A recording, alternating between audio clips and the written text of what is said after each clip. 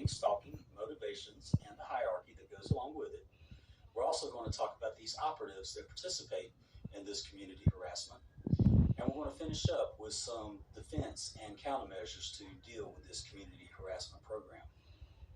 But first, let's talk about that these perpetrators are trying to achieve in this post-2000 COINTELPRO program. Number one would be the victim's suicide. They simply want to drive the targeted individual insane to the point of his own suicide. Number two is they want to tamper with the target individual's psychological makeup, to tamper with his psyche. Number three, somehow frustrate and trick the victim into committing a crime. Now, there's a lot of trickery and deception involved here, and this can turn quite deadly. Myron May being a prime example of this. Number four, isolation to make the targeted individual not want to leave his home. This is key in making this program effective. Number five, destroy the victim's reputation and believability, as the victim will likely be viewed as mentally ill should they complain or report the abuse.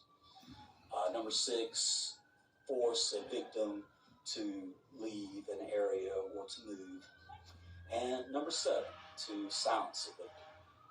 Now, this right here should give the targeted individual more incentive to get out here and publish and record these crimes taking place, knowing that one of their goals is to silence you, to take your rights away from you. Now, let's discuss some of the motivations of these perpetrators. Motivations for community harassment include, number one, revenge for real or imagined offense. Number two, false accusations of a crime the targeted individual may have committed. Now, this is used to destroy or discredit the victim's reputation. Perpetrators facilitate and fabricate lies about the targeted individual to make this a reality. And they use this tool to get others to go along with this sickness. Number three, silencing a whistleblower. Number four, defecting from a cult. Number five, a vital threat to a group or a organization. And number six, simply knowing too much. Now, let's discuss the hierarchy and the background of some of these operatives. What I have displayed here is a layout of the hierarchy and how the whole process operates from top to bottom. To those of you out there that are familiar with this hierarchy, you will realize that this is a simplified, concise version of the actual model. I made this model here for those of you out there that have not seen this before to give you an idea of how this whole process operates. The actual hierarchy has many more levels and is much more complex than this. So at the top of the hierarchy, we have the communist bankers. They like to refer to themselves as the elite. Nothing could be a bigger joke than this. We as targeted individuals, we are actually the elite. But this is where the money comes from for this whole operation. This is how this whole thing is financially fueled from these guys right here. Next, we have the one who governs the daily operations. And for this model here, we'll call him the head controller. There's also a IT specialist involved, sometimes more than one, but one IT specialist could handle this whole operation. And in a lot of incidences, the head controller and the IT specialist are one and the same person. Now, this head controller, he can't handle this 24/7, 365-day a year harassment by himself. He's going to need some help, and that's where these around-the-clock watchers come in. And 4 people could handle this whole operation easily if you break it down into 12-hour shifts, 7 days a week. I have an example of this right here. For instance, shift 1 could be Monday through Thursday, 6 a.m. to 6 p.m. Shift 2 could be 6 p.m. to 6 a.m., and so on.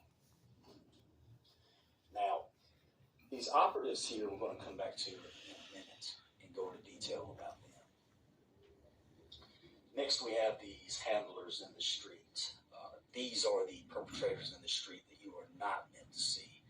They're the ones overseeing the process of the community harassment as it takes place.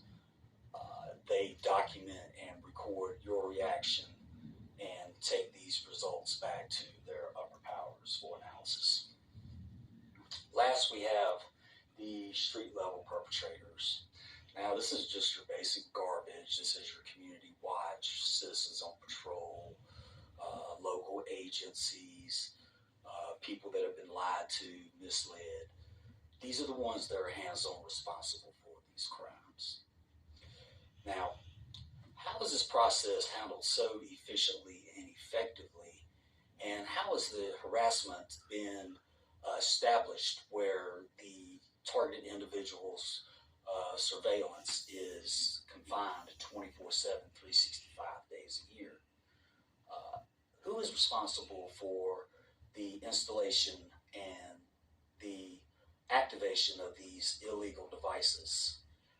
That's where these operatives come into play. These operatives are stealth agents of a different kind.